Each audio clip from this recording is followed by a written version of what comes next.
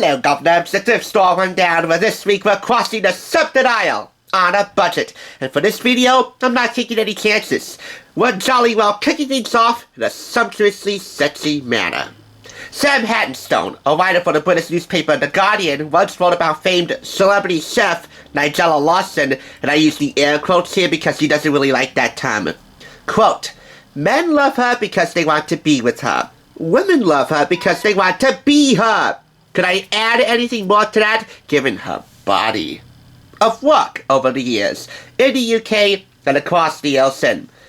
During my upbringing, I've only watched her Food Network show, Nigella Express, a handful of times, and yet for the most part, enjoyed her simple and straightforward, borderline intimate delivery.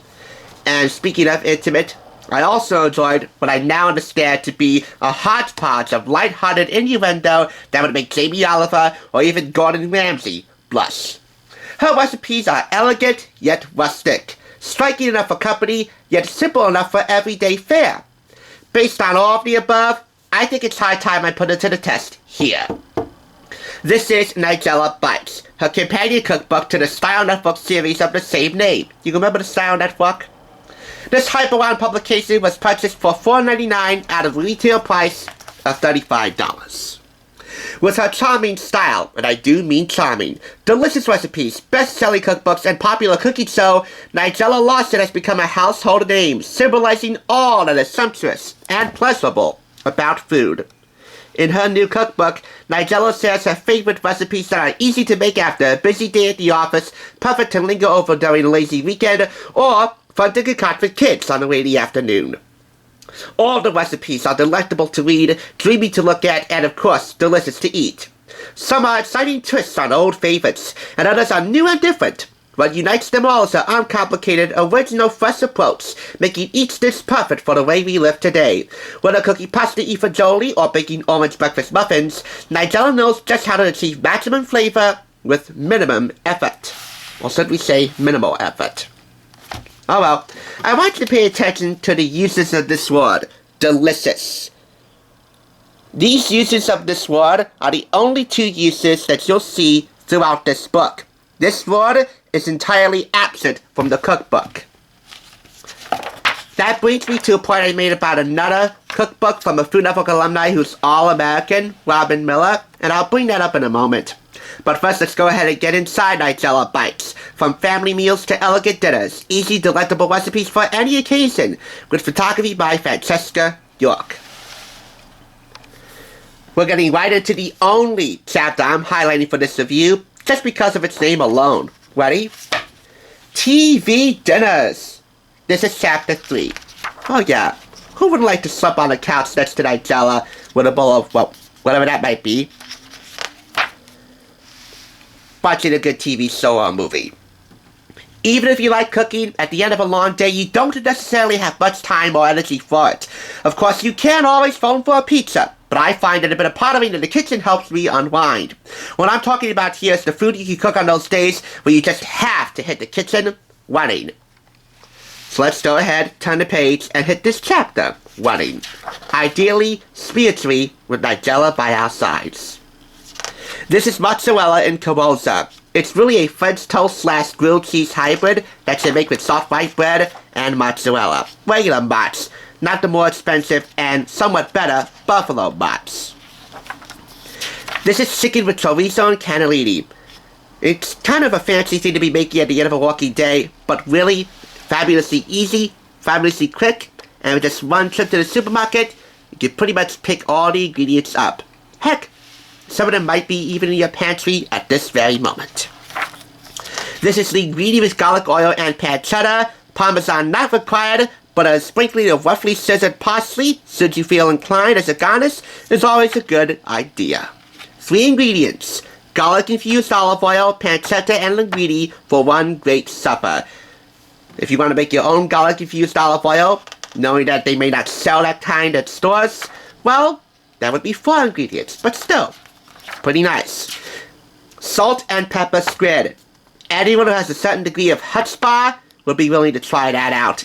Yet squid is fairly commonplace in most seafood shops nowadays. Thai yellow pumpkin and seafood curry, just in time for Halloween. And by the way, as he says here, She uses the term TV dinners loosely.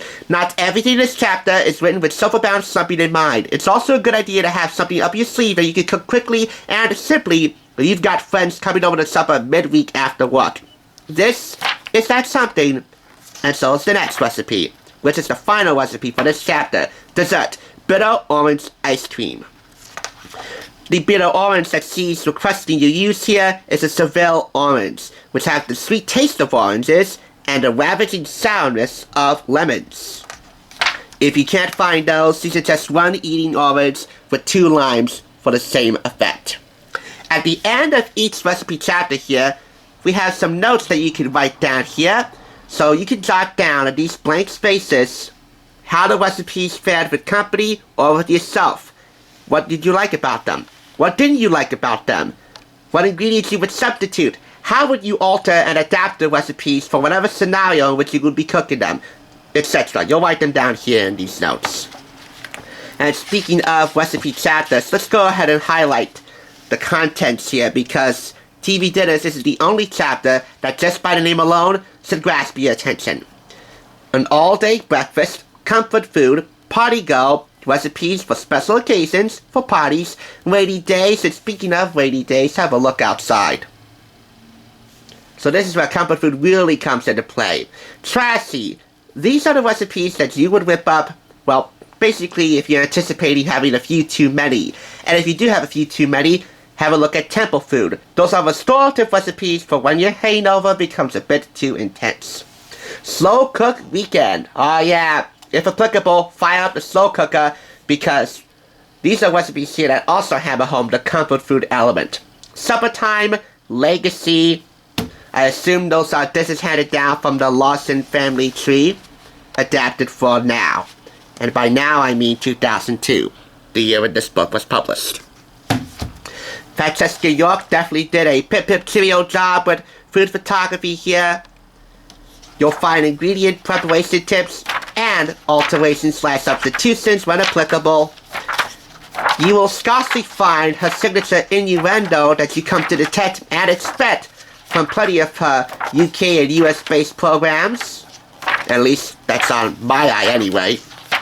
But really, she is a guiding hand who is gentle and loyal as the day is long. And also, mighty firm in some places. I mean, she really is a staunch advocate for the recipes she makes here, even though she detests being called an actual chef. And as far as the recipes themselves, well, she's definitely not above patting herself on the back. And that brings me to a point. Whenever a cookbook doesn't use the word delicious at all in the book itself, well, that's a term I like to use called defying delicious, or hashtag defy delicious. Making recipes that are so flavorful, so striking, so impacting that the word delicious barely comes to mind. And anyone who says a word like that is just speaking blasphemy, woefully understating how fabulous the recipes really are. An understandable sentiment, but it's kind of a pet peeve for me. And yes, I really need to learn how to control my pet peeves. So automatically I got the dud points. But other than that, the advanced praise for this book definitely is merited. It's from the New York Times, People Magazine, the New York Daily News, Publishers Weekly, and Gourmet, who really hits the nail on the head. Nigella is an icon, a smart, sexy woman who promulgates the idea that it might be fun or even relaxing to make time to cook again. Need I say more? This entire book is sexy. And it gets 4.5 out of 5 claps. I can't believe that in 6 years of doing this, I haven't featured a Nigella Lawson cookbook on this channel until now. Hopefully, this makes up for lost time, because this book definitely goes down a tempting treat. And whoever will be her next more than platonic flatmate, let it be known that I will be totally jella that you bagged Nigella.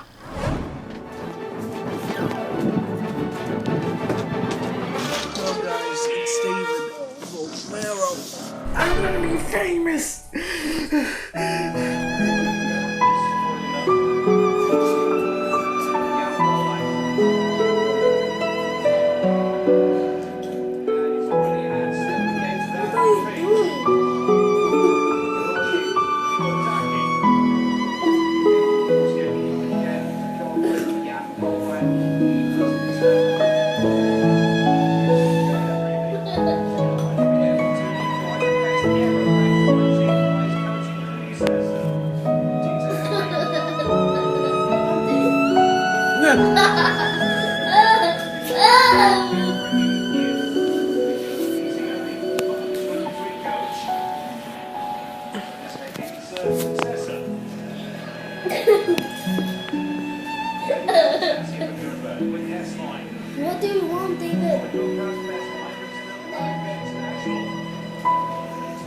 Thanks